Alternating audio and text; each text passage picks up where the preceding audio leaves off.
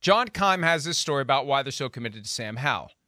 And buried in the story is a reference to what they did last year. And we already knew that last year they called every team because they'd been burned by the Matthew Stafford trade. Right. They were upset about the inside job that they were never going to be included in anyway. It was an inside job. That's why they call it an inside job. Lions and Rams, that was all worked out. It was all packaged. It was a way to hide the Jared Goff contract and what they were giving up to unload the Goff contract, so hopefully Stan Kroenke won't figure it out. All of that stuff. They were never going to get in Washington, Matthew Stafford. It was never going to happen. But the reaction was no stone unturned. No days off and no stone unturned for 2022. And to illustrate the lengths to which the Commanders went, Keim pointed out that they called about Andrew Luck. They got Carson Wentz from the Colts, but they called about Andrew Luck. So I don't know how I even became aware of it. I was looking for something to write. It was day 2 of my sickness. And I saw that and I thought, well, this is interesting. Boom. Copy, paste, snarky comment. Right. Publish. Within 10 minutes after that, Jim Irsay saw it. And Jim Irsay's getting upset. Jim Irsay sent out the warning to anyone out there who would dare tamper with Andrew Luck. If any NFL team attempted to contact Andrew Luck or any associate of him to play for their franchise, it would be a clear violation of the league's tampering policy. So, that was 9 minutes after we posted our story. 9 minutes on Sunday night. By Monday morning, the Colts were exploring what had happened. Of course, the Commanders, no comment. The league, no comment.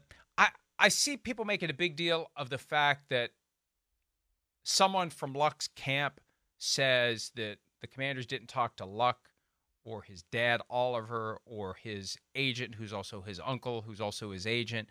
Well, it's easy to claim that. It's easy to say that. What are they going to do? They don't want to get in the middle of this crap. Yeah, right. The easiest thing to do is say nobody contacted us. No one has any jurisdiction over Andrew Luck at this point. They can't make him cooperate with anything. He's retired. He's gone. Do you think he really wants to get in the middle of this mess if all he did was take a phone call a year ago and they said, hey, are you thinking about coming out of retirement? And he said no, and he hung up? Do you think he wants to drag himself into the middle of this? So people are taking it as gospel truth because the Washington Post reported that, Chris. But I will defer to the digital trail of evidence, which if the NFL wants to find, it can probably find pretty easily, just like it did in the Jonathan Gannon tampering case, which is, I think, very relevant to this, and we'll mention that coming up. Yeah. So I don't know what your reaction was to any of this. I mean, it didn't surprise me that they were that broad in their exploration for a quarterback, but I guess it did surprise me that Jim Irsay blew a gasket as quickly as he did. Well, it was. It did happen in pretty quick time there. But yeah, I mean, I know what you're saying. It's. I'm not shocked that they approached everything and looked behind all doors and exhausted all angles to find a quarterback. But it also is a little careless within what the Commanders have done the last few years too. You knew Andrew Luck was still property of the Indianapolis Colts at that point. So that was one of the first things that went through my mind. But again, it's like what we talked about. This stuff happens all the time in all facets of the game. Illegal, reaching out or talking to an agent or a player to gauge an interest of, do you want to play? Do you want to get traded? What can happen? It's part of the league and the undercurrents and things that go on behind the curtain, like you discuss all the time. To me, the first thing I thought about was, yes, what you already brought up.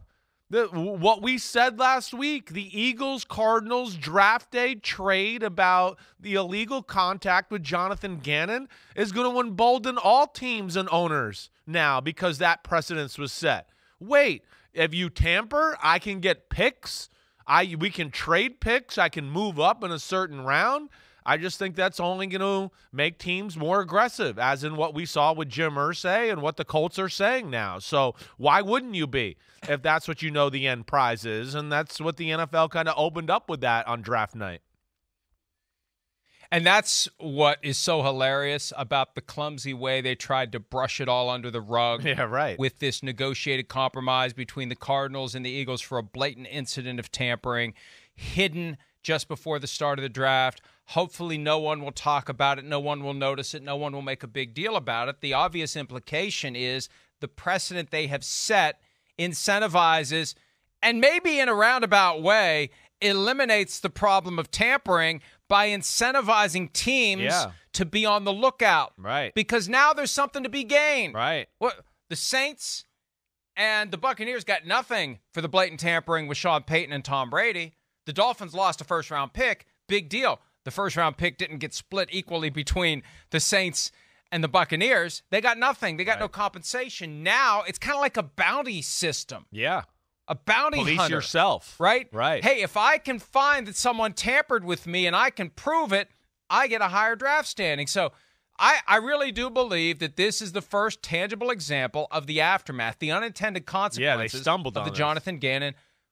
That's right. And I don't think they're going to be happy about it. See, my first reaction to Gannon was they've created an unfortunate precedent here. Right. But that assumes they're actually going to follow that precedent in the future. Yeah, which they don't They always know do. how to put Pandora back in the box. Right. They'll just ignore They it. do. Right. They'll just ignore it. Yeah. No, and I'm with you there in that, yes, like you and I, and we hit this last week where we thought this could happen, where it could be teams start to police each other because of everything you just said there, right? But then I think also, along with that, and you kind of brought it up, is that now teams and everybody's going to be searching for it, and they're going to try to throw it into the NFL's face here. And you're right, that might not be a good thing when it's all said and done. As we know, as I just said, I mean, little behind-the-scene contacts about stuff like that go on all the time, everywhere. So that's where that could be dangerous for the NFL a little bit, to where this could get out of hand, and we'll see. But it's another interesting little fact off of what happened that day or draft night when they tried to swipe it under the rug. Now that the Colts have asked the NFL to investigate this, and it has become a thing, I suspect that someone at 345 Park Avenue will be telling whoever it was who had the bright idea to let the Cardinals and the Eagles resolve this thing with adjusted draft pick status. First of all, why the hell did you do that? Did you not think this through and understand what the ramifications were going to be? And number two, end this now. Make sure everybody understands this is not the way we're going to do business. We're not going to have teams crying foul about tampering, that was a one-time solution to one specific problem, and that's it. It's not a precedent. It's not a new pathway to improve your draft status. It's not going to help you. I think that's the only way the NFL avoids this from becoming madness, where anytime anyone thinks there's even the slightest evidence of tampering, they turn it into a big deal. And, I mean, what if they really don't have that strong of evidence, but the other team just doesn't want to deal with it, so they agree to some stupid little sixth-round flip-flop instead? I mean, it can go in all sorts of different ways if the NFL allows this to become a thing. I think the challenge now for the NFL is to stop this from becoming a thing. They just need to wall off what they did, even though it doesn't make it right. Right. It makes what happened with Jonathan Gannon even stranger it makes it if weirder. they do this. Right. Yeah. But it's better to just say we're not going to use this as our template for dealing with tampering going forward. Well, I mean, maybe, maybe. But that's where, even getting back to the Jonathan Gannon Cardinals-Eagles thing and everything we talked about there, that's what makes you, if they want to play that game, that was a one-time precedent type of thing, that will just lead me back to, oh, see, something more serious did happen there. That's why it's a one-time precedent thing. They're just not going to let us know what happened. There was more than just a phone call on a Monday and, hey, do you think you want to be there? Like, there's more to it than that, which we originally thought anyways, from the severity of, the whole shenanigans of the trading of the picks and everything anyways there. So that's where, it's going to get interesting here. It will. And I'm interested to see how far or, how much the Colts push this behind Jim Irsay and everybody. And the interesting postscript to all of this that I noticed last night, it wasn't even news that the Colts, or that the Commanders, had considered Andrew Luck. A year ago, same media outlet, ESPN.com, same writer, right, John Keim, right, same approach, a headline that was completely unrelated to Andrew Luck. The headline of the item from March 19, 2022, how Joe Gibbs' film study and analytics led the Washington Commanders to Carson Wentz. That was the story. Paragraph 15. At one point, the Commanders even wondered, would Andrew Luck, the retired former Colt, want to play again? That went nowhere. That went unnoticed by me, at least. Right, we didn't write a story last year. Yeah. No one noticed it. There wasn't much done about it. And the difference, though, is between last year and this year, what's happened? This Jonathan Gannon thing that creates the incentive to go out there and accuse others of tampering. That's why they need to make this go away for the good of the game, for the good of the league.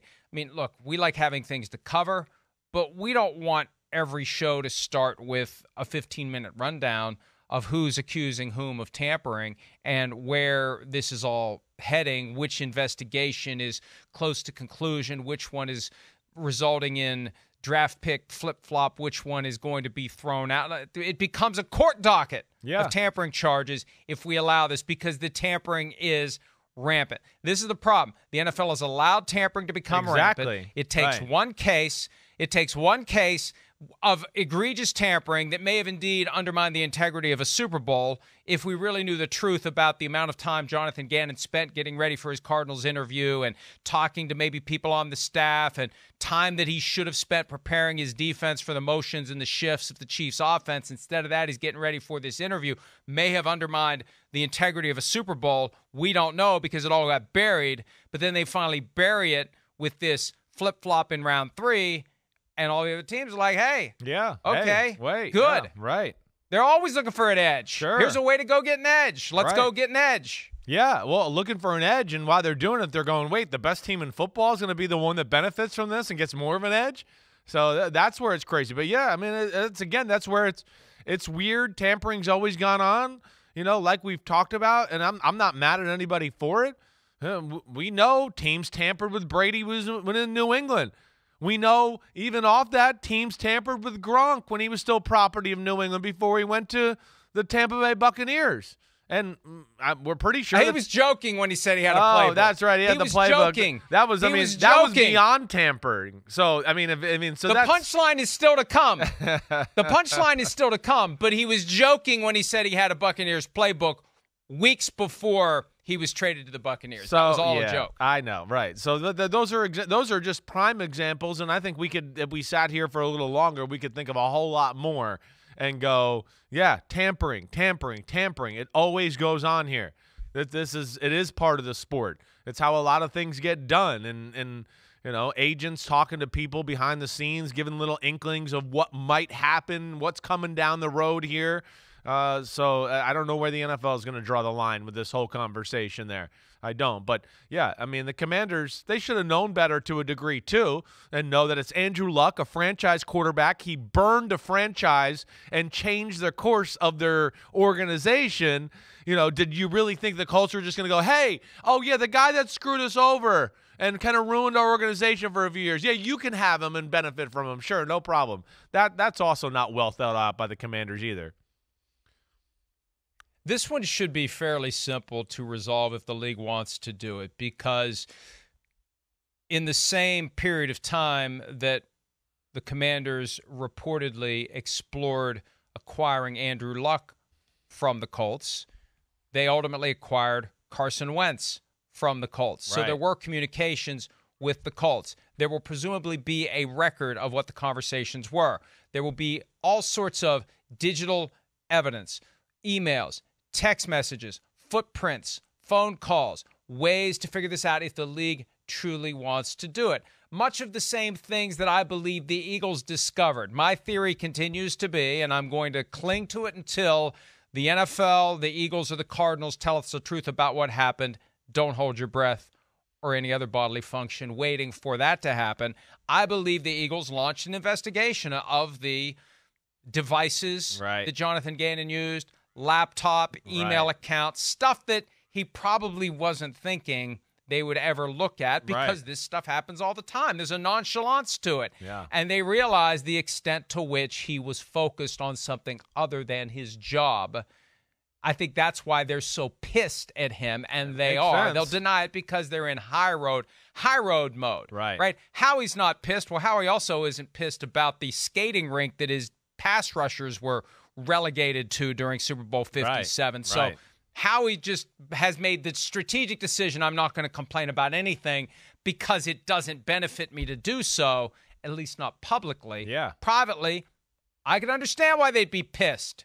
If Jonathan Gannon had been focused on his job, the job he has, not the job he covets, but the job he has, we might have won the damn Super Bowl. We might have held our double-digit lead against the most dangerous quarterback in football. We might have been ready to deal with the shift here and the shift there because we know that we can't handle that shift very well.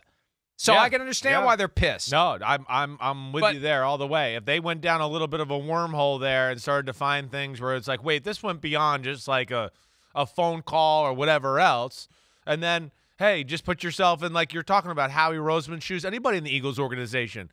You lost the Super Bowl with the better team, right? That's always crushing, especially when you know you have the better team. And everybody, again, guys like Sean Payton on Fox and everybody in the pregame, it's one of the best. Peter King, coaches telling him it's the best O-line he's seen in 20 and 10 years. Coaches telling him that type of stuff. The defense is dominant they were, and then yes, you're right, to blow a 10-point lead. And be one of the top defenses in football. And if you find those things out, I'd be pissed off too. I would be. And Mike, your pasta and meatballs here, I feel is pretty damn on here. You're somewhere skirting close to the story here, I think. And I'll be interested to see if more of this comes out publicly as we go.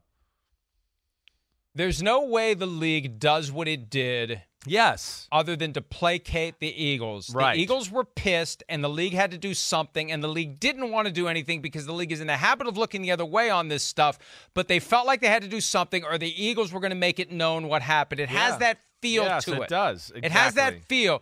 That the league went along with this reluctantly. We're going to tuck it into the news cycle 5 minutes before the start of the draft. I mean, it's comical when you think about it. How Keystone Cops-ish it is that the NFL actually did this. Hit it 5 minutes before. It just shows you how stupid they think we are. That we're just all bright, shiny object, first pick in the draft. Oh, what? Tampering? Oh, who cares? Bryce Young. Give us Bryce Young. We don't care about tampering. Oh, well, just let that roll right down the river and never pay attention to it ever, ever, ever. Come on. It's an invitation to explore it and to be curious about it.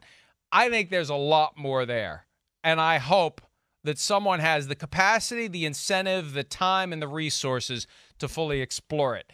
And I've sent the league emails trying to get more about this. They just ignore me on this. They ignore me on most. They ignore me on anything they don't want to talk about. If they want to talk about it, I don't even have to ask. They send me the press release. We'll give you some please, info. We basically, got some stuff the message for you. is the message is please use this when they send it to me. When it's something they don't want me to know, they just ignore me and ignore me and ignore me. And if I push hard enough, they'll eventually say we have no comment. So they, as I mentioned earlier, they had no comment on what's happening with the Colts and the Commanders. And my guess is it will go away quietly. It will go away quickly. There will never be any resolution. And if anything does happen, I guess the time to watch, Chris, is 5 minutes before the 2024 draft. You're funny. No, well, maybe we just need to pay attention to Captain Andrew Luck. Maybe he'll tell us, what's going on. Don't forget about him. There is an update. There is an update. Okay, and good. The people have demanded it, good sir. It's time for you to dust off your Captain Andrew Luck mutton chops. Dearest mother, it warms my beard to write to you. A dispatch arrived at my home far from within the Appalachians, stating I'm once again the topic of conversation inside of the periodicals. Fascinating, mother. I hope you received the basket of salted raccoon toes and lemon mouse cakes. Andrew. That's so great. He's back. Dearest oh, he's mother. back. Oh, it's so funny. We still hadn't quite figured out whether he was on the Union side or the Confederate I side. know. I was going to give you the. I was going to give it to you when since it was Commanders territory. I was going to say it's down in that area. We might need your voice and your twang for that one. You've got the original. You've got the original Captain Andrew Luck readings from. That was probably our first year or two together because hey, we were at the final game of Captain Andrew Luck. We were. Little did we or anyone else know, in Kansas City, divisional round, 2018 season, January of 2019, snowing, miserable, cold, Chris getting shoved around by officials on the sideline, and that was the last time anyone saw Andrew Luck in a football uniform. It's crazy. It really was. I mean, it's like we thought they were on the – but what would they do that year? Start out 2-4, something like that, right, Mike? 1-4 and ended the season 12-4, somewhere in that range, 11-5. Where we were going, man, this Frank Reich and this Andrew Luck thing, they're starting something big here with the Colts. Watch out for them for the next. We were sitting there as great as the Chiefs were that day, right? I mean, there was part of us like, man, do we take the Colts in this game? I don't know. They're hot. They're on fire. They've played in the playoffs, right? There was, they were something to watch out for. It's crazy how quickly it all changed. Yeah, I mean, that was the first year of Mahomes as a starter, 2018. We didn't know what to expect, and he had never played in the snow before. He didn't realize until that day that he kind of likes throwing the football in the snow. He would explain that later. Right. He likes the wet that gets on there. It makes it a little tackier, little moist, so you don't have to lick your hands. You were watching him that day. It's like, he kind of thrives in this environment, but we didn't know. It was an unknown going into that game. Would the Colts pull it off? I'll never forget it. Continue to do what they'd been doing under Andrew Luck. And there it is. Never forget this either. I was so excited. Get out of the way, big-headed monster. Get out of the way. I'm literally apologizing already. I was so excited. I was like, here's Tyreek Hill, and Mahomes is throwing a bomb right towards me. This is awesome. And, gosh, I should have known better. And he had a few four-letter words for me, gave me the little extra push there. I deserved it. I did. But I will say, Mike, that pregame, I will never forget it because that was the first time I saw Mahomes in person. And just like, I'm sure watching Steph Curry or Michael Jordan warm up, it was one of those moments I remember going down there and literally like a movie, like wiping my eye going, wait, is the ball really spinning like that through the snow? Like, is he really throwing it like that hard and it's spinning that fast? And that was when I was like, whoa. I hadn't seen anybody really throw the football like that in person in my life other than Aaron Rodgers, where I was like, it's almost an optical illusion how hard it spins. And that was the come-to moment of this guy's got a different arm maybe than the rest of football. Hi, it's Mike Florio. Thanks for watching PFT on YouTube. Hit subscribe for the latest news and analysis from Pro Football Talk.